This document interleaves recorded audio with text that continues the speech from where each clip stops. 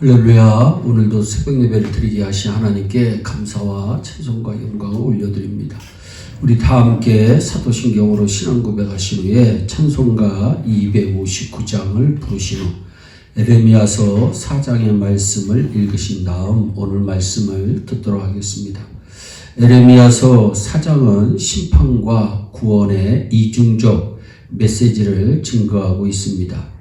에레미야 4장에 나오는 심판의 특징이 한 6가지 정도 나옵니다. 첫째, 불가항력적인 심판이라는 것입니다. 7절에 사자가 그 수풀에서 올라왔으며 열방을 멸하는 자가 나왔을 때 내 땅을 황폐케 하려고 이미 그 초소를 떠나 나왔은즉 내 성읍들이 황폐하여 거민이 없게 되리니 라고 말씀합니다. 사자나 열방을 멸하는 자란 저항할 수 없는 존재의 상징입니다. 즉 저항할 수 없는 심판이란 말입니다. 하나님의 심판은 인간이 저항할 수 없는 심판입니다. 두 번째, 무차별적인 심판임을 말씀합니다. 9절 말씀에 나 여호와가 말한다. 그날의 왕과 방백들은 실심할 것이요 제사장들은 놀랄 것이며 선지자들은 깜짝 놀란다. 하나님의 심판이 오며 왕이나 제사장, 정치인이나 지위가 높은 사람도 다 소용없다는 것입니다.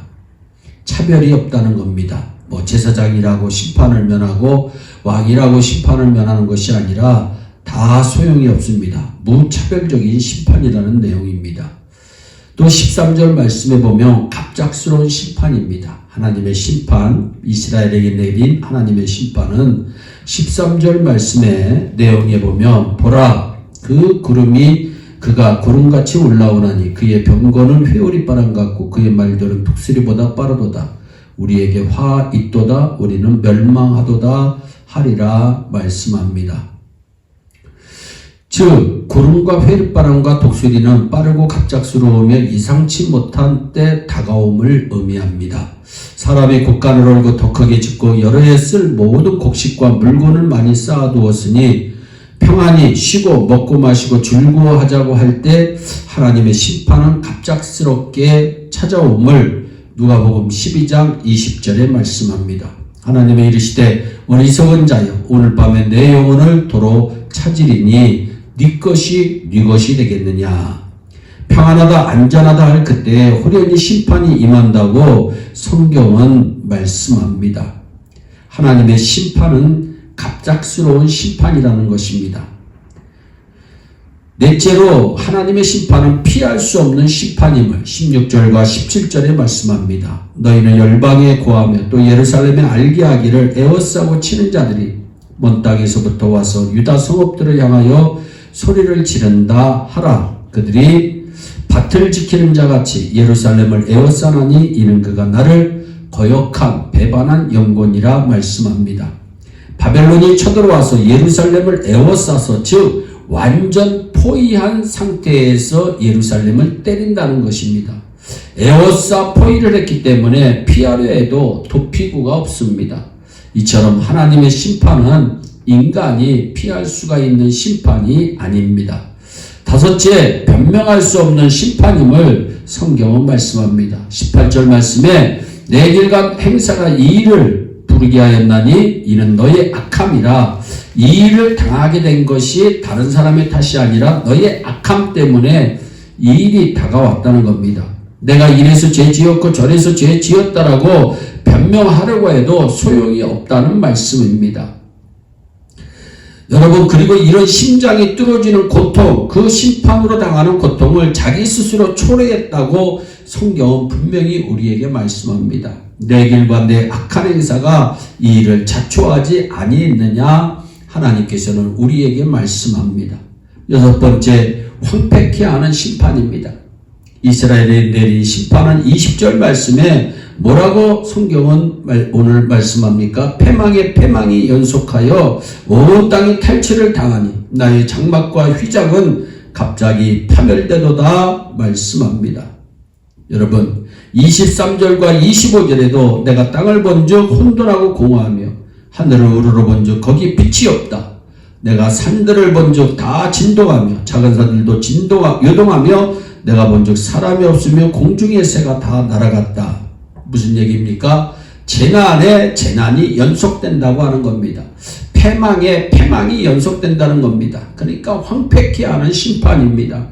한번 심판당하는 것도 힘든데, 한번 재난이 왔다 지나가는 것도 힘든데, 재난이 지나갈만 하면 또 다른 재난이 연속된다고 하니 얼마나 황폐케 하는 심판이 되겠습니까? 그런데 감사한 것은 하나님께서 이처럼 강력한 심판의 메시지를 말씀하시는 가운데 하나님의 구원계, 은혜의 언약은 마치 감추어진 보물처럼 숨어 있습니다. 그 말씀이 27절 말씀입니다. 여호와께서 이와 같이 말씀하시길 이 온 땅이 황폐할 것이나 내가 진멸하지는 아니할 것이다. 아멘. 하나님께서는 아무리 세상을 심판하셔도 남은 자를 남겨두신다는 겁니다. 다 진멸시키지 않으신다는 겁니다. 이사야 선지자가 매우 강조한 남은 자에 대한 말씀입니다. 아무리 세상이 망하고 처처의 지진과 기근과 여러 가지 각종 재난이 심판을 받게 되어도 남은 자는 살아남게 된다고 하는 은혜의 말씀입니다. 그 가운데 구원받는 사람이 있다는 것입니다. 그러므로 우리는 27절에서 소망을 갖게 되는 줄로 믿습니다. 그런데 하나님께서 너의 죄를 심판하시겠다고 말씀할 때 이 심판은 피할 수 없는 무서운 것인데 이 심판의 말씀에 대한 반응이 두 가지로 나옵니다. 첫째는 8절 말씀에처럼 자기 죄를 수치로 하며 애곡하라는 것입니다. 이를 인하여 너희는 굵은 배를 두르고 애곡하라. 주님은 분명히 말씀합니다. 굵은 배를 두른다는 것은 내가 수치스럽다, 내가 겸비해졌다 하면서 스스로 낮추고 자기 죄를 부끄러워하며 생각하며 슬퍼하고 눈물 짓는 것입니다. 여러분, 사랑하는 여러분, 회개 없이는 구원이 있을 수가 없습니다.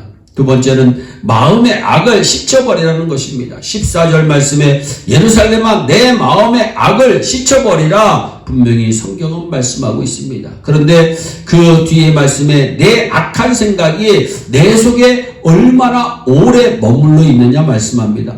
악이 머물러 있는 자리가 어디입니까? 오늘 성경은 사람의 마음이라고 말씀합니다.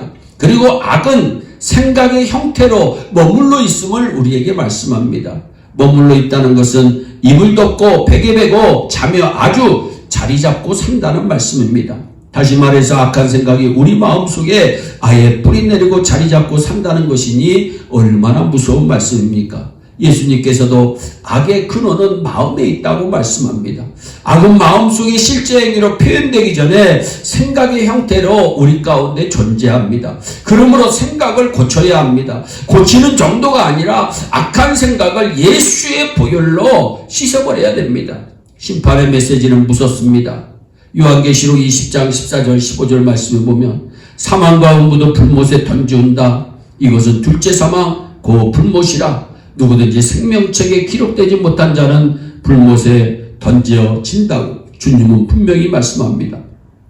예수의 피로 씻김 받지 못한 자는 죽으면 불못에 들어갑니다.